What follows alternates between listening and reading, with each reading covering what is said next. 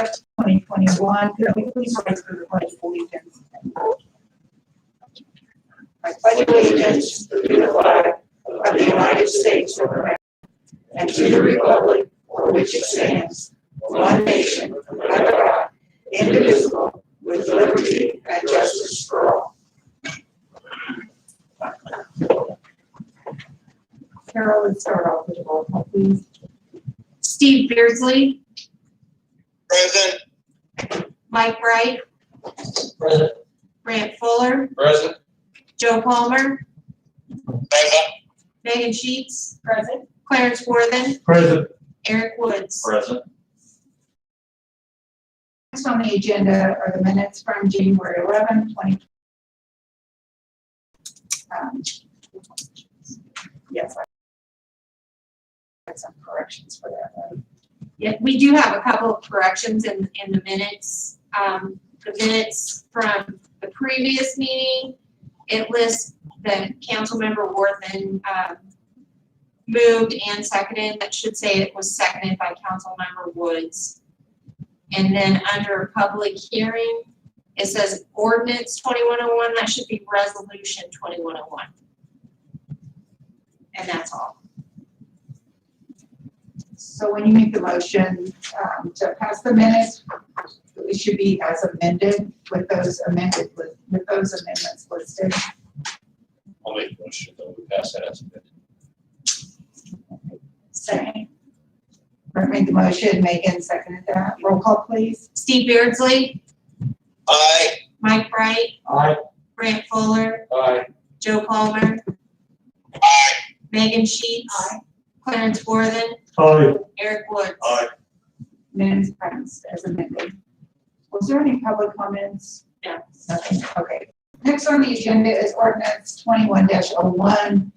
Tonight, we're not going to introduce that ordinance. We're still doing some work on it. So it's probably going to be at the next meeting before we present that.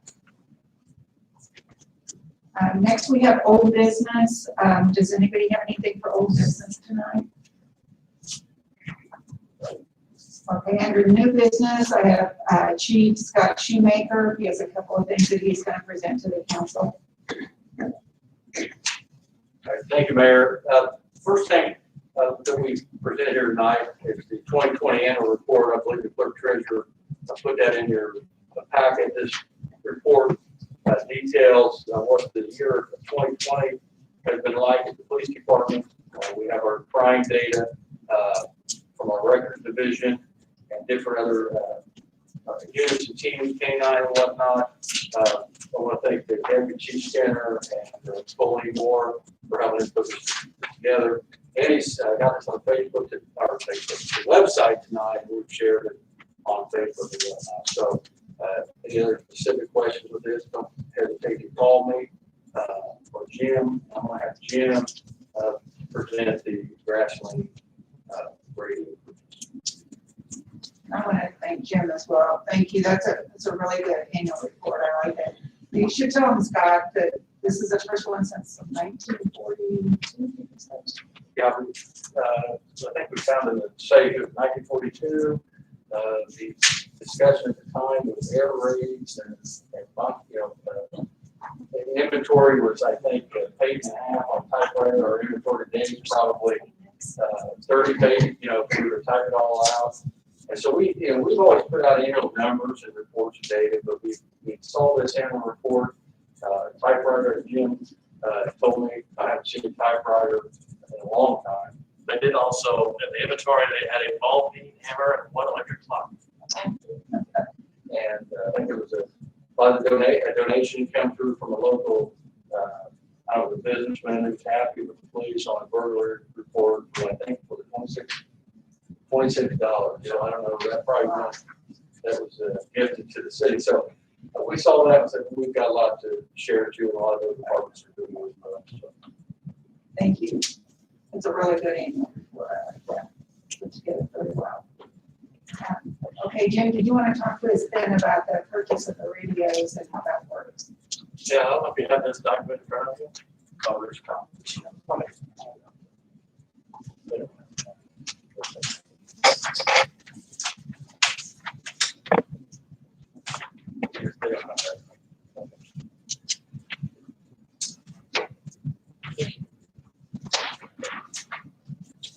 enforcement, currently first for South Police Department, and we're slowly but surely learning what it takes to help them do their job, and they're doing a wonderful job.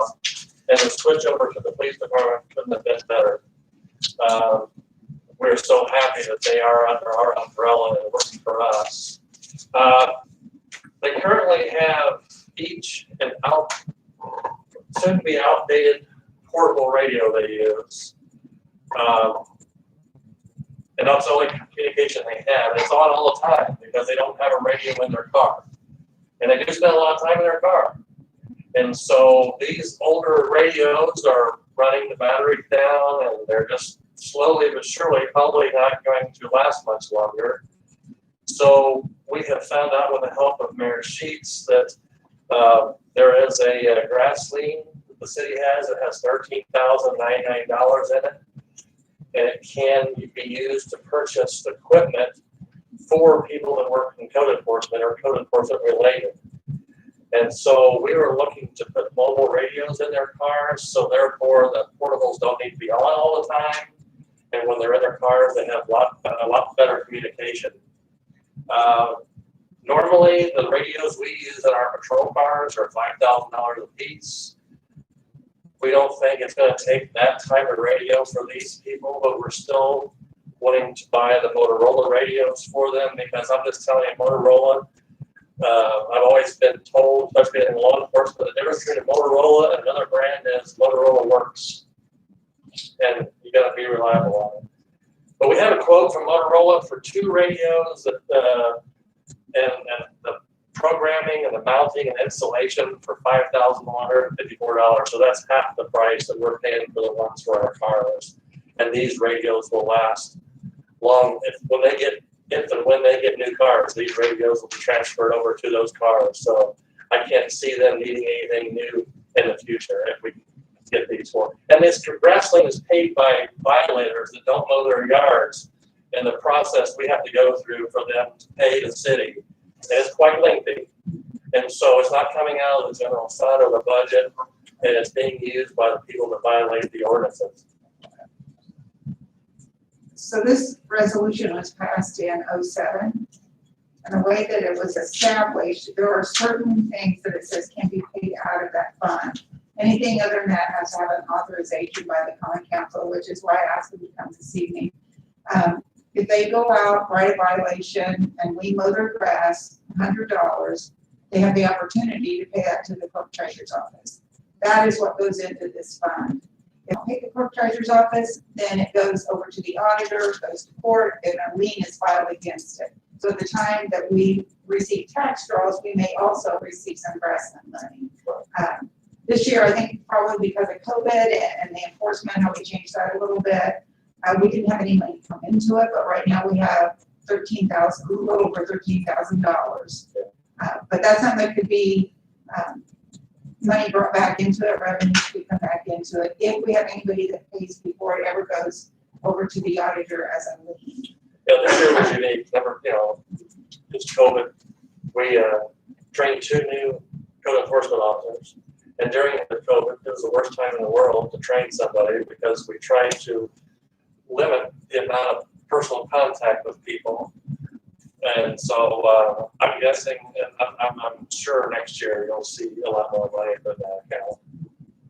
So is this just from the grass cutting, or can it be from like trash where they leave out? That's separate. This is just the grass. This is strictly for the grass cutting. Yes. Well, I take it too, Jim, that this is also a safety concern for our code enforcement officers as well. Right, because if they have those portables on all day, I'm telling you right now, those batteries are like $100 a piece. And I'm not saying it's bad equipment, but our really nice equipment goes to our officers when their lives are on the line out there. And so if they're out there and if that's going to be on all the time and it goes out, if something happens where, and I'm telling you right now, sometimes they have some people that really don't like them on their property. But some of those people have vicious animals. And so if they need to call in, they would like to have this work. So saving the battery life on the portables and being able to use the ones in the cars is going to prolong that. what we would need is a motion to give them approval to purchase the radios out of that fund. Would you like to have just an amended resolution or a new resolution that establishes communication equipment, other equipment as authorized as well? Yeah, that's a good point. But it will have to come back for, Yeah. We have purchased, uniforms for the amount of this. We have, according to this resolution, we should have done that. So the amendment for clothing and that kind of equipment, you know. And that fund specifically, the grass, whatever you're calling Grassland. it, specifically for the police department. Or not. It's for expenses to do with code enforcement. Okay. Yeah. And so used to when it was in building services, they would have the opportunity if they needed to use it. Well, I'm with Eric on that. It seems like it should be something that they don't have to come. Right. If they need something like this to get approved for. Could we, Wes, could we tonight go ahead and approve that purchase and then could we work on an amendment to this or? You can approve the purchase under the terms of this contract, I can counsel again, and then we submit a new resolution. It's broader scope, I think. Okay. How's that sound? Would that be okay to do that? Yeah, I'll make a motion for them to be able to make a purchase with the radio. For tonight, is there anything I need to add to that as far as amendment? Probably not. Okay. I'll second. Okay, Brent seconded that. Roll call please, Carol. Steve Beardsley, Aye. Mike Bright, Aye. Grant Fuller, Aye. Joe Palmer, Aye. Megan Sheets, Clarence Worthen, Aye. Eric Woods. aye, Okay, you can purchase your radios and then you might get with someone on some other ideas on what you think we might need to purchase out of that funds. We with Wes and maybe our councilmatic or somebody, and let's get a new resolution for that. thank you. Thank you. Appreciate that. I don't have anything else for this. Just since we've got the chief and Jim here, I have spoken with them about reference to code enforcement. I brought up to the chief that I received some complaints, and I think this is an ongoing issue, not only with visitors coming in and with police and fire and other entities, that we have a problem with house numbers and addresses. My understanding is we have a ordinance that states where the house number is supposed to be and where it's supposed to be visited. And I asked the chief if it's something that code enforcement could look into, and I'll let him. Yeah, after we talked, I talked to the deputy chief, but we're going to have code enforcement do a warning of lids here on house numbers and give them a few, whether it's a few days or a week or so. The ordinance doesn't necessarily require that. Maybe with the help of the meeting and whatnot, we can remind people that it really matters when, you know, it's not for pizza deliveries and whatnot. Jimmy John's, but it's for emergency services getting to your house. And at nighttime, you know, picking the wrong house, that just delays our response. So we're going to work on that. We'll report back. Are we aware that there is no ordinance, or there is an There was an ordinance put in place a while back. Did they go ahead, Jen? I know Doug might work on that when he was in the building. Yes, and then we were gonna have house numbers on the back of the house or on, Yeah, I don't think that passed. that did not The one pass. for the front did. Okay, do you remember that, Wes? There is an ordinance, as I recall, requiring that the house number be on the house, I think the front. That's pretty much the extent of it, I think. At one time, they talked about getting something together so it was on the back of the house as well, but I do not remember that. And I know most of the probably is landlords and rents. But I think it not only helps with fire protection, it helps with visitors that may be coming in and looking for a specific address. And I just noticed that there's an awful lot of people that don't have. It may sound like a big thing, but I also think it's an important thing. So Scott, you're gonna work on that and then report back to us on that. order says require warning, I hope people spend the money on the numbers and not a ticket, and that's what we're trying to do first. Okay. Okay, thank you. Thanks, Chief. And I also want to say it's been a pleasure working with the chief and with Jim on the new police station. Couldn't ask for more professionalism from those two. It's been a joy. Thank you. Very dedicated to it. Mayor, this is Joe.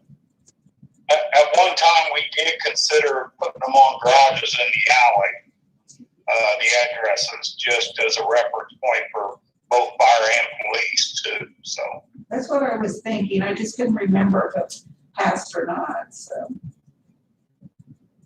I guess we have to look through the ordinances to see. Okay, thank you, Joe. Does anyone else have anything for this evening? Okay, I'll entertain a motion to adjourn. So moved. Second. Okay. Thank you, everyone, for coming this evening.